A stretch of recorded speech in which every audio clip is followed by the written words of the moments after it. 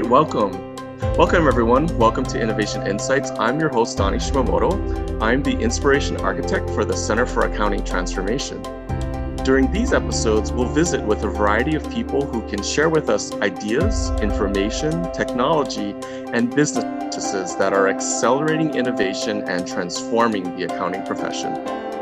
Today, I'm joined by Jin Chang, CEO and co-founder of Fieldguide, an automation and collaboration platform for modern assurance and risk advisory service. I like that, modern assurance and risk advisory. So those are not terms we're hearing very often. So Jen, to kind of start us off, can you tell us a little bit about your background and how you came to start Fieldguide?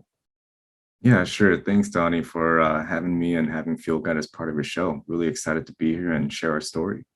And a little about myself. I'm actually a former practitioner myself, turned tech entrepreneur. And the funny part of this story is I never imagined being back in the space and now building amazing software. I left the profession after spending 5 years at EY as an auditor and consultant. Frankly, did not enjoy the manual work or the manual elements of the job.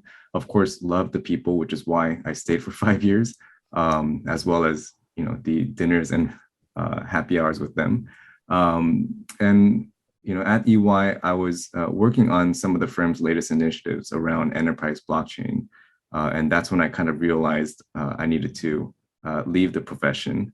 And I still have many friends in the industry, practicing today and also in internal audit capacities too. So this is a market that I really care about and want to advance into the modern age. Now, I met my co-founder, Chris, at Atrium, where we built machine learning and automation for lawyers. And in founding Fieldguide, we wanted to build software for a market that really needs to modernize and get more efficient. And we also wanted to solve a problem that we both knew. Chris was a former client of many security audits like SOC 2, ISO 27001. And I've, of course, been a former practitioner at one of the largest global firms. So we moved very quickly to really test this idea. Frankly, sold our first contracts with not much code written yet, and built very rapidly, listened to the great feedback from our dedicated customers, and in a very short period, built an enterprise-grade product and service that many of the top practices in the nation are really loving. Oh wow, that's exciting. When you say it's a short time, how long was that? Are you able to share that? We're just about to hit our 2-year anniversary. Of course, we don't like to say that we're a young company per se, but and the folks who see our software will say, it looks like a robust software platform that's been built over 10 years. And not, 10 years in terms of like aging, but in terms of like robustness, right? Yeah. Well, I was just on a webinar that you guys did earlier, and I did like what I saw, and I saw the quotes on the raving customers that you have. So definitely congratulations on that. Congratulations as well, because I saw earlier this year that you were selected for the CPA.com Accelerator class. And can you tell us a little bit about that for people that don't know what this accelerator is, and what does that actually mean for Fieldguide? Yeah, and we're so thrilled to be a part of the CPA.com AI-CPA Accelerator program. I think it's just about 4 or 5 years since starting. And it's the AI-CPA CPA.com's incubator for accounting firm vertical products. This year's cohort, what's unique about it is, first of all, it's twice as large. I think last year was 5, this year is 10. Made up of early stage tech companies that are really developing innovative solutions for the entire accounting vertical. And what's interesting about this year is a dedicated cohort of 5 companies aligned to ESG. And of course, Fieldguide is an enabler of many assurance and advisory practice areas. We do pride ourselves on serving the unique, nuanced needs of risk advisory practices. We believe that risk advisory is the future of this market, but also, not just the future, but here today, and the hottest topic in the industry. I'm sure folks on many listeners for this podcast or show are hearing questions from their client base around cybersecurity and ESG risk matters. It's not just the future, it's already here, and Fieldguide is an enabler of those practices. Nice, nice.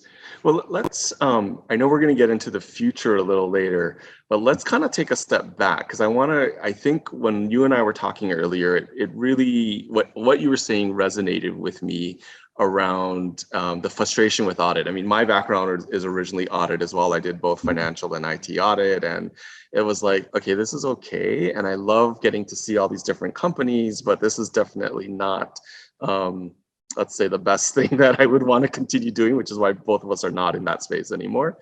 The other perspective I would bring in historically is, for example, when I was with Coopers and Lybrand, that gives you a feel for how long ago I did this.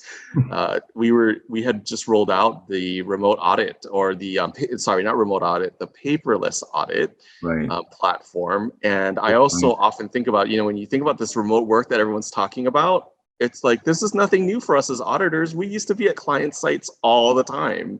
Right. So everyone talks about remote work like it's a new thing. Auditors have been doing remote work even before you or I were in the profession.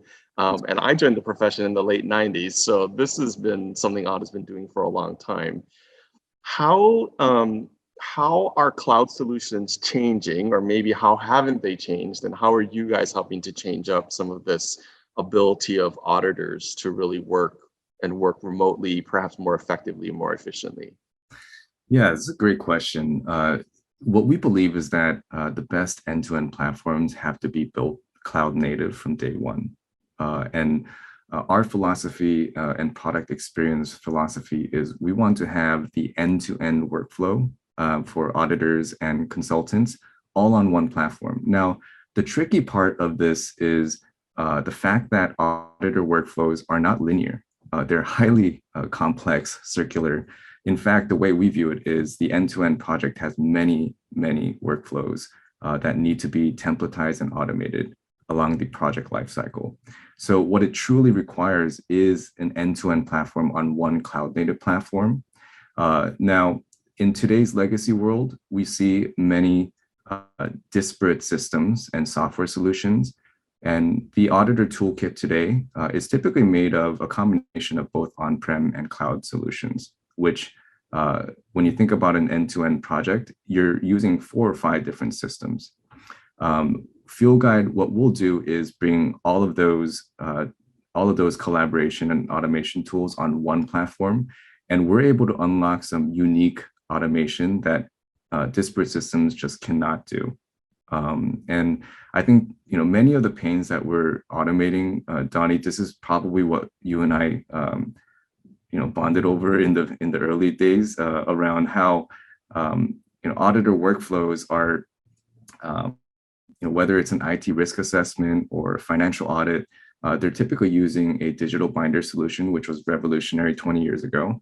But they're also using email to collaborate with clients, shipping Excel sheets with requests and files, which in and of itself is a security risk too.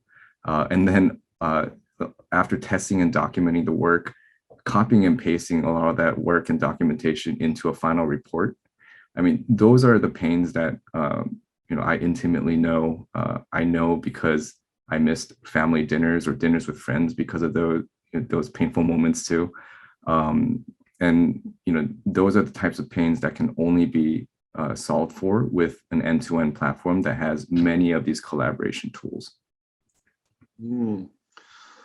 That really makes sense. I mean, in that we actually, for the Center for Accounting Transformation, we had held our Audit Transformation Advisory Board meeting back in January, and one of the big takeaways from that, it's funny because we just published that article, so I don't know if you read that article and you're kind of quoting it, but I'm going to assume not, since I know that just came out, and that this whole concept of frustration is part of the title of that article. Mm-hmm. That is what our advisory board members, who are coming from a variety of backgrounds, are saying.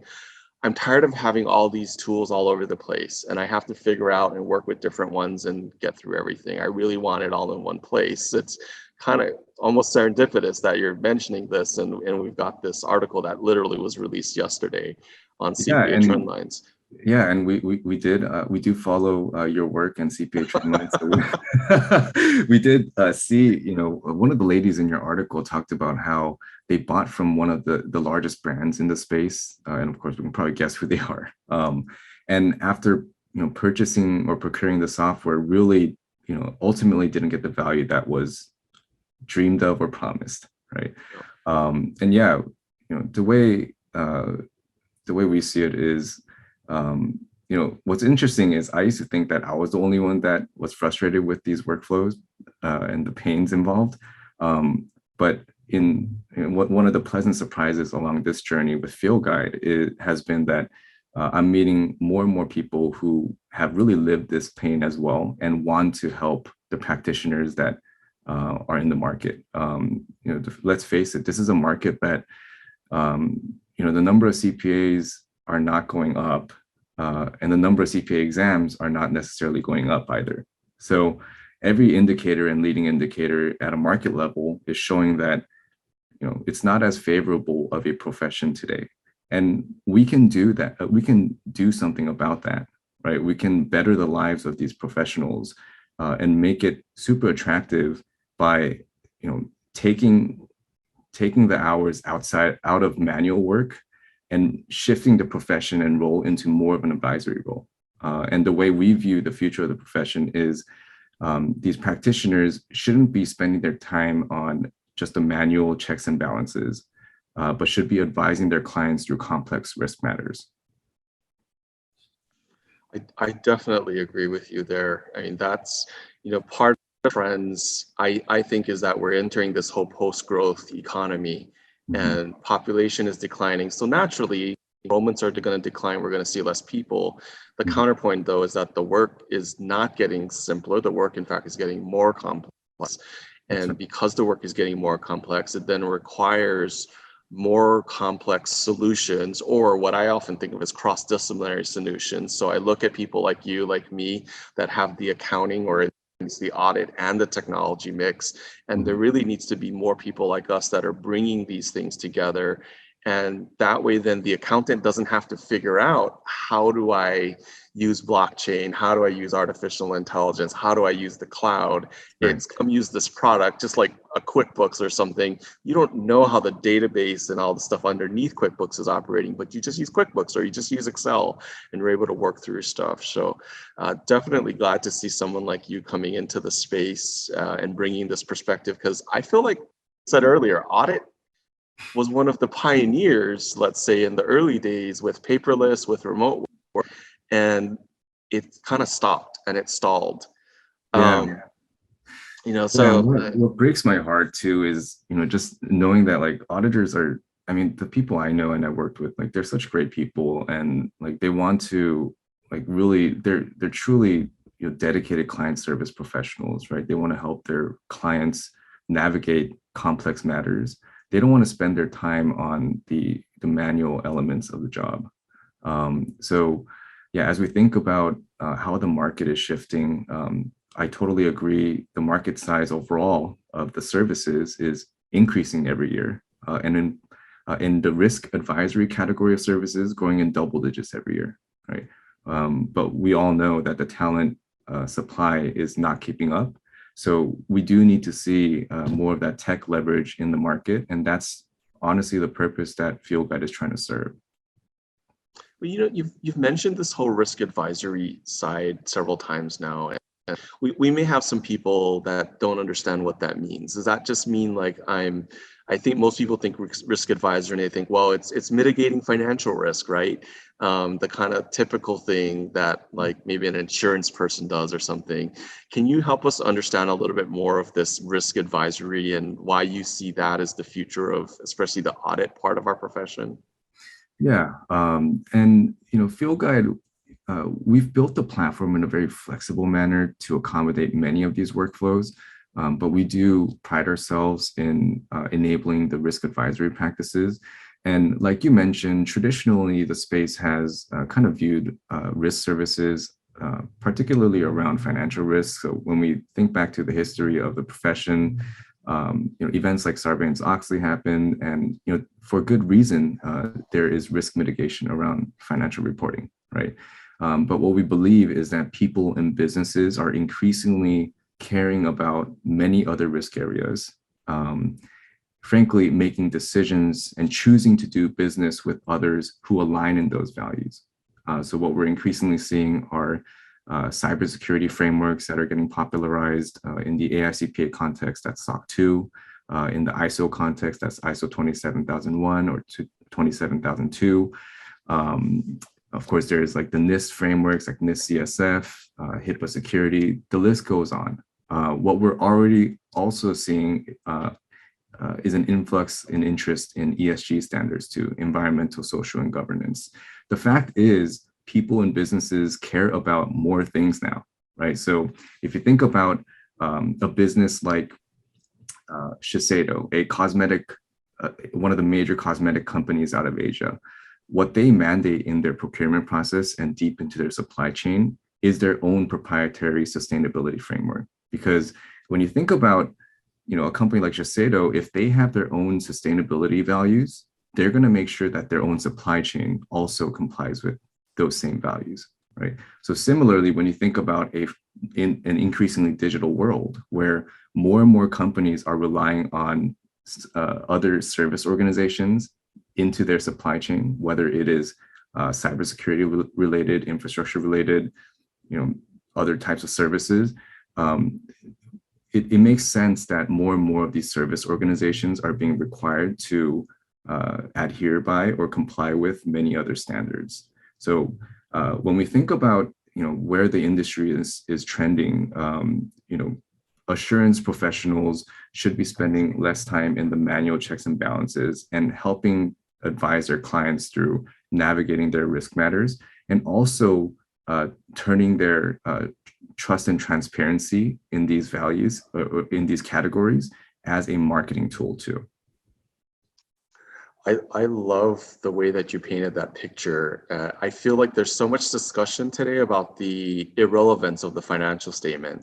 A lot of people think that the thing that we do as auditors is to do the financial statements. In fact, I was just on I was listening to one podcast, and I was also just on a different type of advisory board meeting where there was mostly granted the advice, both of these are primarily bookkeeping and tax people. Sure. And they were kind of criticizing like, yeah, the audit profession, like if they're irrelevant. And I had to kind of speak up and go, I think you guys are missing a really big point, which is the audit is not about the financial statements.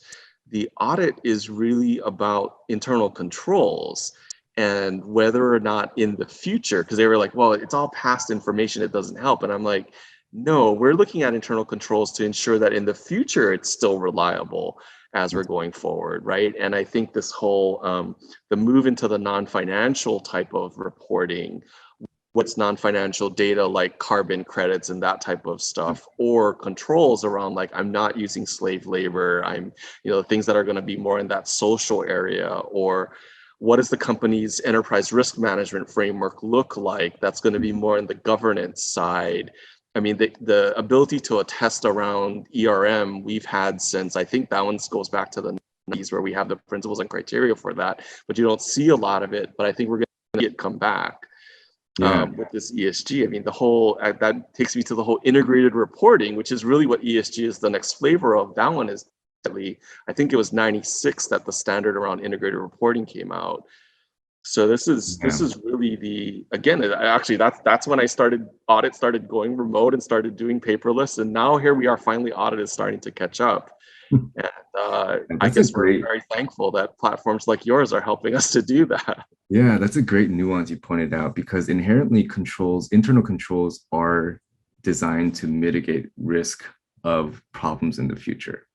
Yeah. So it is, in fact, like when you think about risk advisory, it's really shifting the profession from more of a historical check and into a more how do we prevent these risks going forward. So yeah, that's a great thing that you call out. So Jen, we talked about a ton of stuff. We looked at how remote work and audit was like one of the first ones to do paperless as well. And then here we are, I guess, 20 years later, and feels like we haven't made a ton of movement. We're moving into the cloud now. There's this future with risk advisory services. Is there anything else that you'd like to leave our listeners with a thought, or what are kind of your closing thoughts as we end here? Yeah, great question. The only thing I really want to add is that the way we view CPAs and the profession is that CPAs really serve such a noble purpose in providing trust in commerce and capital markets. And we all need to do our part in ensuring that that trust continues. And in fact, that's the very reason why at Fieldguide, we like to call auditors trust practitioners, because we believe that we're enabling the future of trust. Now, I would really encourage folks listening in to think about how we can shift the audit profession into more of a forward-looking advisory role to clients. We really have a chance today to change the trust equation. We know that clients think about and care about many categories of risk, and we have a chance to really shift what we do from these historical financial audits into providing trust and transparency into many risk categories. So if this vision really resonates with you, Fieldguide is looking to build a movement with the entire industry, and we'd love to connect sometime. Thanks so much for having us. Oh my gosh, dude, that just gave me goosebumps. I'm like, this really, I agree with you. This is with us being practitioners ourselves. I mean, that's why we formed the Center for Accounting Transformation, is that we really fundamentally believe that as accountants and auditors, that we have to help guide everyone in this path towards really improving the world. I love that. Sounds like we really align in those values too. Definitely. Well, I want to thank you again for sharing your time with us and giving us insights into all of these innovations, this approach, and even the forward thinking of the audit profession as a whole that you and the team at Fieldguide is providing to us. I want to come back. I want to encourage everyone that's listening to come and visit us at the Center for Accounting Transformation website at www.improvetheworld.net. The Center for Accounting Transformation provides business professionals with a framework for utilizing innovations like Fieldguide that are ready for adoption. We have some training there and the resources that are necessary to really apply these innovations, and an opportunity to engage your talent and the community, the support of the community, other like-minded people like Jen and myself, who really want to help you pursue innovative accounting practices and drive responsible and mindful business performance. To find out more about how the Center resources can help you and your team members, check us out again at www.improvetheworld.net. Thank you again, Jen, for joining us, and I hope you'll join us again for another Innovation Insights.